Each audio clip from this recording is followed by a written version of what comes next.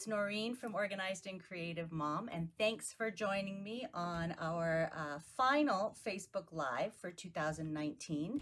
And tonight we're going to do the December 1, 2, 3 layout, which is going to be the final 1, 2, 3 layout of 2019. I'm going to be using Winterberry, and the handout is already on the blog. So let me switch you over and show you what we're working with.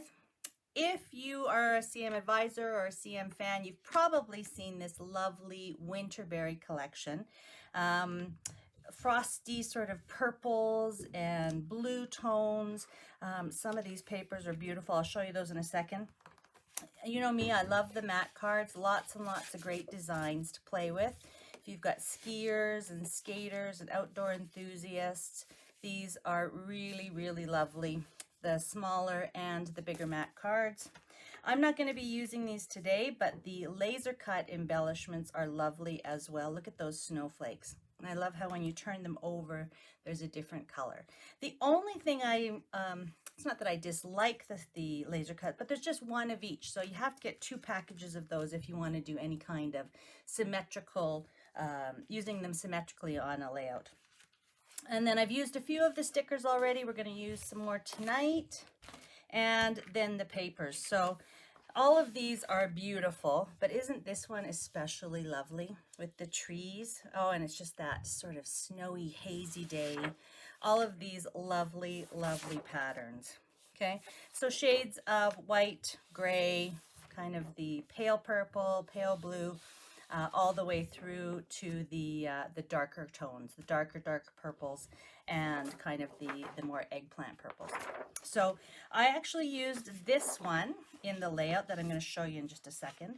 So tonight we're going to make the sample layout with this one. Okay, so let's put those away and let me show you the layout. So I was playing around with some triangles. Let me get this one out from underneath there.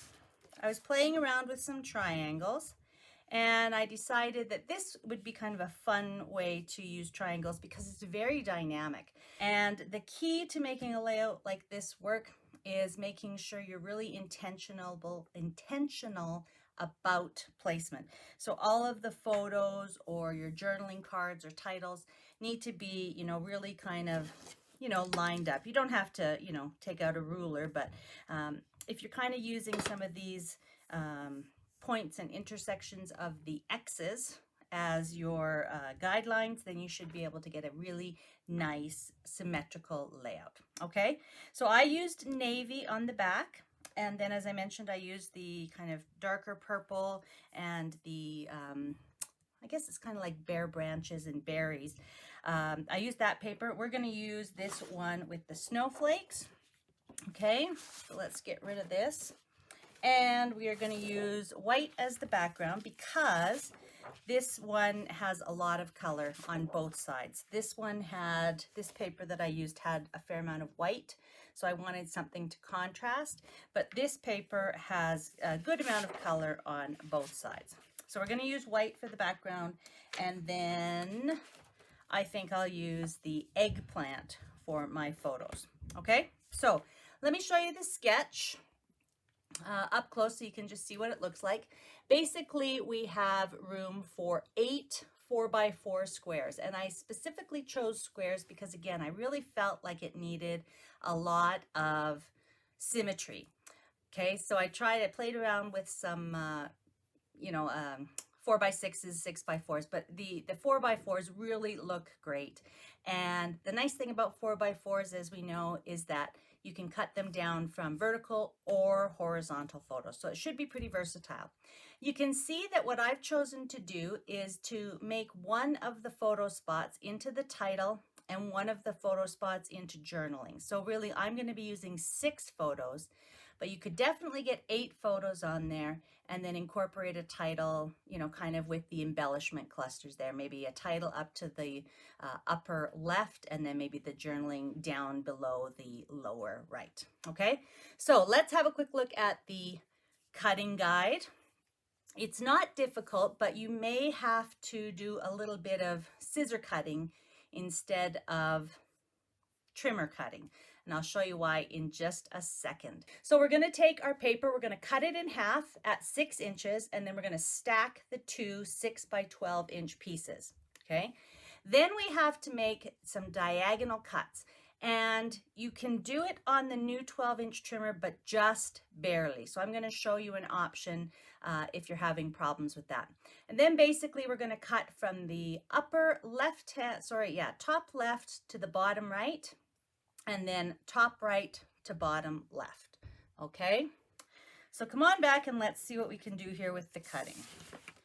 Grab my trimmer. Oh, and I mentioned this at the beginning, but again, the handout is already in the shop, so you can go and get the free handout by going to organizedandcreativemom.com and then clicking where it says shop. Okay, and again, the sketch, the cutting guide, the finished layout, and some instructions for you.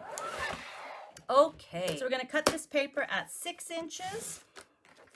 Okay, and then we're going to stack the two pieces. Now, as I mentioned, you can cut from top corner to bottom corner. What I've actually done is I've actually just taken my ruler and a little Sharpie pen, and you can just see where I've made my little extra ticks just to give me a little bit of, you know, a little bit of extra help in lining it up. So you can do it. You may just have to slice the corners if you don't get it quite far enough. But I'm going to show you just a really simple way. You know, I know we love our tools, but it's really easy to just do this with a ruler or a straight edge and a good old pair of scissors. So I'm just going to draw my lines just with pencil. This, every time I use this ruler, I tell you the story behind it. This was my dad's ruler from Canadian Pacific, and he's got his initials on the back there. So it's an 18-inch ruler, and I love to use it for scrapbooking, and it always reminds me of him because he had it on his desk, and I used to go to his office and play with it. All right, so I'm just taking my scissors, and I'm just going to cut.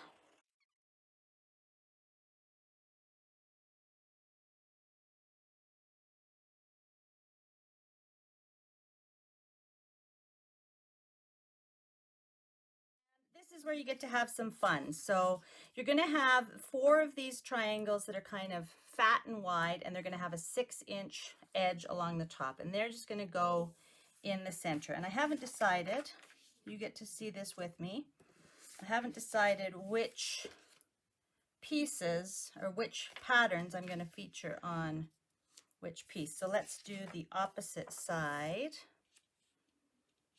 And I'm just eyeballing this. But when it comes to actually adhering, getting out my adhesive, I will just kind of make sure I've got the same distance. It's about 3 inches from either edge.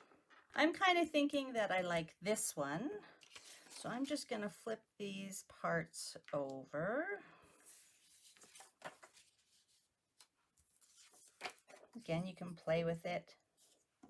You could definitely, I'm always reminding you that, you know, you could do this the opposite way. You could put these at the top and bottom, and then these on the side. Gives you a similar look, but just with a little bit of a different flavor, almost like kind of like a chevron pattern. Okay, so I'll leave that for now on that side. And then again, I'm just going to put my my 4x4s here. And the nice thing after you get this all adhered, your base piece is all adhered, is that you can use the edges as kind of your guidelines for placing your other components. So I would just kind of look and see that my corner of these photos is about the same spot. Again, just a reminder, or for people who haven't, or maybe this is their first time joining us, I do like to cut my mats to the same size as I've indicated the photos would be. So these mats that I'm using are 4 inches by 4 inches. And then when I go to put my photos on them, I would cut my photos just a little smaller. So I would want to line up, you know, the top edges of these photos When I first started looking at the colors that I wanted to use with this, I didn't think the eggplant really went. But now that I see it as kind of a whole, I really do quite like it. The Winterberry is interesting because it's got purples that have a lot more of the blue in them, and it has purples that have a lot more of the red in it. So you've got a really nice mix, and when you see them together, it really all blends beautifully. So that's really the layout. I think for something like this, I might trim this one down to 4 inches and have a nice little title there. And then I use the larger, let's see, something like that maybe.